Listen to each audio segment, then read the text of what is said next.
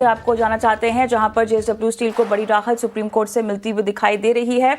और पूरा मामला क्या है आपको हम बताते हैं। यहां पर जेएसडब्ल्यू स्टील के रेजोल्यूशन प्लान को सुप्रीम कोर्ट ने बरकरार रखा है और ये भी कहा है कि कोई जेएसडब्ल्यू स्टील पर जुर्माना नहीं लगा सकता।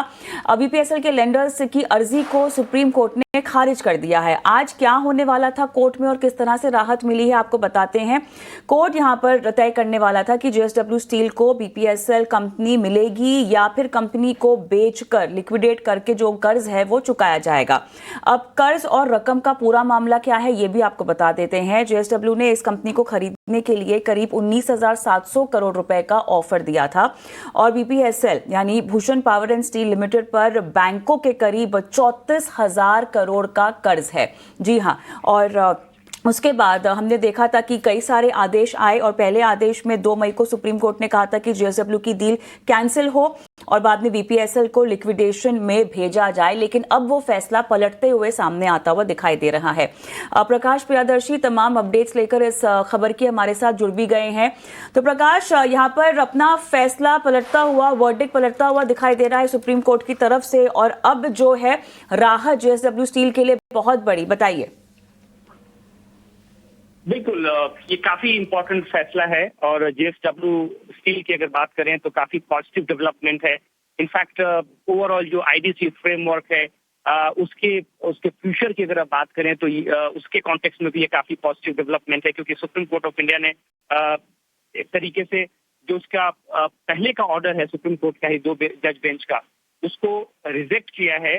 और जो अपील किया गया था जो भूषण स्टील के जो क्रेडिटर्स थे, इनफैक्ट एक्स प्रोमोटर्स थे और जो सर्टेन क्रेडिटर्स थे, उनकी तरफ से उस अपील को खारिज किया है कि जेएसडब्ल्यू स्टील का ने जो Bhushan power and steel limited का एक्विजिशन किया था उसको खारिज किया जाए। दरअसल इस अपील को सुप्रीम कोर्ट ने खारिज कर दिया है और इस रेजोल्यूशन प्लान को अपील किया है। इसका मतलब कि आईडीसी ने जो आईडीसी फ्रेमवर्क के तहत जो रेजोल्यूशन प्लान अप्रूव हुआ था उसको मेंटेन रखा गया है। इसका मतलब ये है कि जेएसडब्ल्यू का जो कंट्रोल है वो बीपीएसएल पर रहेगा।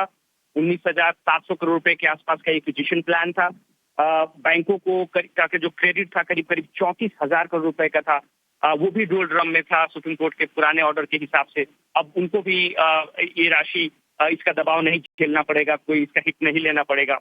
आज सुप्रीम कोर्ट ने अपने ऑर्डर को, जो पिछली हियरिंग हुई थी उसमें उसको अपने ऑर्डर को रिजर्व रखा था और आज उस पर फैसला सुनाया है चीफ जस्टिस की बेंच ने, जिसमें साफ तौर पर कहा है कि वो आईडीसी फ्रेमवर्क में हस्तक्षेप नहीं करेंगे। सीओसी का जो प्लान था, जो ऑर्डर था, उसमें हस्तक्षेप नहीं करेंगे और जो रेजोल्यूशन प्लान अप्रूव किया गया था उसको मेंटेन रखा जाएगा। ये काफी इंपॉर्टेंट डेवलपमेंट है, क्योंकि गवर्नमेंट का भी ये व्यू था कि कई ऐसे एस्पेक्ट्स थे, कई ऐसे पैरामीटर्स थे, कई ऐसे टेक्निकल एस्पेक्ट्स थे जिसको कि इग्नोर किया गया, सही कॉन्टेक्स्ट में नहीं लिया गया और उसकी वजह से काफी दिक्कतें आ सकती हैं आने वाले दिनों में अगर आप आईडीसी फ्रेमवर्क की बात करें। और जैसा कि आपको पता है कि insolvency and bankruptcy code independence India में एक one of the biggest corporate governance reforms माना जा रहा था और वैसे में जेएसडब्ल्यू स्टील का ने जो एक्विजिशन किया था बीपीएसएल का, वो one of the biggest resolution acquisition माना जा रहा था आईडीसी फ्रेमवर्क के तहत।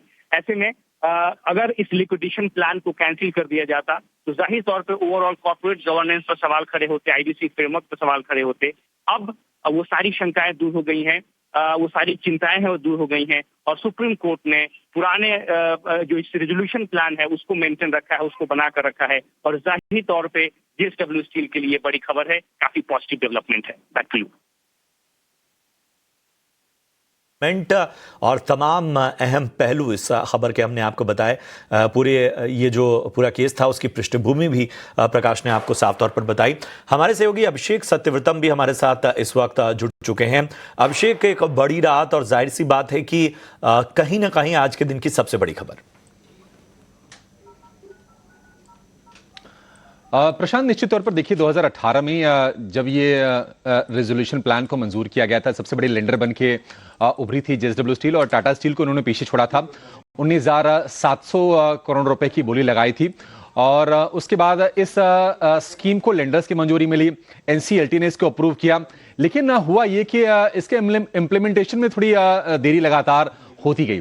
लेकिन जेएसडब्ल्यू स्टील का ये दावा है कि उन्होंने जो प्रोडक्शन कैपेसिटी है बीपीएसएल की, यानी कि भूषण पावर की, उसको उन्होंने डबल किया है 2018 से लेकर 2025 के दरमियान। तो निश्चित तौर पर उन्होंने पैसे भी खर्च किए और काफी बड़ी राहत है ये जेएसडब्ल्यू स्टील के लिए। लेकिन जरा इसको मामले को और जरा समझते हैं कि क्या इस फैसले को भी आगे चैलेंज किया जा सकता है, क्या इस पर भी रिव्यू पिटीशन लगाई जा सकती है। हमारे साथ जुड़ गए हैं सुप्रीम कोर्ट के वरिष्ठ वकील कपिल संकला। कपिल जी, बहुत शुक्रिया आपका समय देने के लिए। सर, आपको क्या लगता है कि अब ये मामला यहां पर खत्म हो जाएगा और रेजोल्यूशन प्लान जो है जेएसडब्ल्यू स्टील का उसको बरकरार रखे, अब आगे की कार्रवाई होगी या अभी भी कहीं मामला इसमें फंस सकता है? देखिए, फंसने को तो हमारे पास अभी और भी कहते हैं ना कि दिल्ली दूर है अभी। तो सुप्रीम कोर्ट पे अभी तो आप कॉन्स्टिट्यूशनल बेंच पे ले जा सकते हो, आप चैलेंज कर सकते हो हायर बेंच में, आप रिव्यू कर सकते हो। परंतु क्वेश्चन जो है वो शायद ये होना चाहिए कि ये जो ऑर्डर है क्या ये चैलेंज करने योग्य है या नहीं है। तो देखिए, जब 2 बेंच की जजमेंट थी, उन्होंने बेसिकली आईबीसी पे कुछ सवाल उठाए थे, सीओसी की पावर्स पे सवाल उठाए थे। और सीओसी क्या है? ये कंपनी ऑफ क्रेडिटर्स है। कंपनी ऑफ क्रेडिटर्स क्या है? जिनकी लेनदारी बनती है, वो मिलके एक गुट बनाते हैं और बोलते हैं इन एसेट्स को हम किस तरह से बेस्ट यूटिलाइज करें।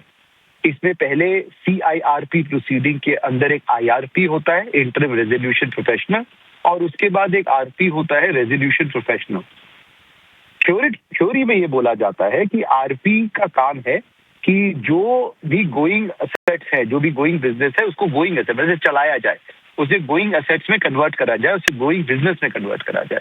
ज्यादातर RP और IRP क्या करते हैं, वो जैसे हिंदी में कहते हैं ना कि तोड़ो नहीं जोड़ो, पर वो जोड़ने के बदले तोड़ देते हैं। क्योंकि कितनी बार क्या होता है, पार्ट्स की वैल्यू सम से ज्यादा होती है, टुकड़ों की वैल्यू टोटल बिजनेस से ज्यादा होती है। तो सुप्रीम कोर्ट ने काफी सारी जजमेंट्स में ये कहा है कि आप कोशिश ये करिए कि अगर कोई बिजनेस धंधा चलाया जा सकता है तो उसको चलाएं, उसको तोड़े नहीं। तो अगर ये 2 बेंच की जजमेंट अगर चलती, अगर ये चीज बोला जाता कि सीओसी के पास पावर नहीं है, अगर ये बोला जाता कि जिंदल पावर जो इसको जिंदल स्टील जो इसको आज चलाने की कोशिश कर रहा है, कैपेसिटी डबल कर रहा है, पैसे लेकर आ रहा है और जो डील नेगोशिएट लेकर आ रहा है, तो जो टोटल थॉट प्रोसेस, जो ऑर्डर्स पुराने, जो हिदायतें हैं ऑनरेबल सुप्रीम कोर्ट की, वो सारी नकारी जाती, झुटला दी जाती और क्वेश्चन में आ जाती। दूसरी इंपॉर्टेंट बात ये होती कि जो सीओसी है, सीओसी जो होती है वो फैक्ट फाइंडिंग करती है, वो लॉ नहीं देखती, वो ये देखती है कि धंधा बेस्ट कैसे चलाया जा सकता है, इन जो एसेट्स है इनको बेस्ट यूटिलाइज कैसे किया जा सकता है और पैसे की रिकवरी बेस्ट कैसे हो सकती है। तो अगर सीओसी कोई चीज डिसाइड करती है, supreme court is not a court of fact, मतलब वो फैक्ट पे नहीं जाती, वो लॉ पे जाती है। तो लोअर कोर्ट जो होती है वो फाइंडिंग ऑफ फैक्ट देती है। मैं इसको नहीं लगाते। तो ये भी बहुत जरूरी था कि सीओसी की पावर्स को भी बरकरार रखा जाता और बोला जाता कि जो सीओसी आज कह रही है वो ठीक कह रही है। तो इन सारी चीजों को देखते हुए ये जो फैसला है बहुत इंपॉर्टेंट, बहुत बढ़िया, और जो पुरानी प्रेसिडेंट्स हैं, जो पुरानी सुप्रीम कोर्ट की हिदायतें हैं, और कितनी बार उन्होंने आक्रोश भी इजहार करा IRP और RPs के ऊपर कि ये ज्यादातर बिजनेसेस को डिस्ट्रॉय करने की कोशिश करते हैं और बड़ी कमर्शियल तरीके से उन सारे वेंचर्स को अलग अलग किस्म से बेच देते हैं जिससे नुकसान हो रहा है, वो सारी चीजों को भी आज इन्होंने क्लैरिफाई कर दिया है।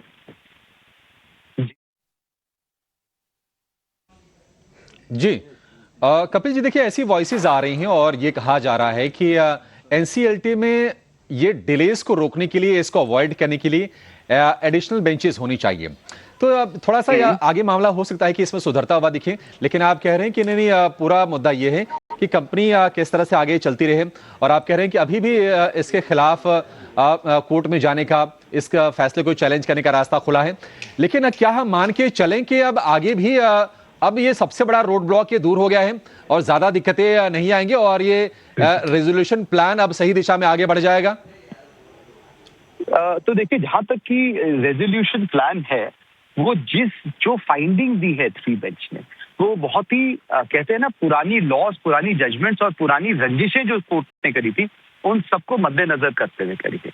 NCLT और NCLAT भी काफी टाइम में ये IRPs को कोई ऑर्डर्स में तो नहीं, पर जब आर्ग्यूमेंट्स हो रही होती है तो ये जरूर बोलती है कि आप कोशिश करिए कि इसे गोइंग कंसर्न रखें, क्योंकि जैसे कि आप एक बिजनेस को बंद कर देते हैं तो हजारों लाखों लोगों के बिजनेस, काम, एम्प्लॉयमेंट, वो सारी चीजें भी खत्म हो जाती है। तो वो भी देखना बड़ा जरूरी होता है। और दूसरी बात होगी जो आपने कहा था कि ये डिलेज इसलिए भी होती हैं क्योंकि बेंचेस कम हैं। देखिए, मैं वहाँ पे रेगुलरली पेश होता हूँ और इसमें दो बातें हैं।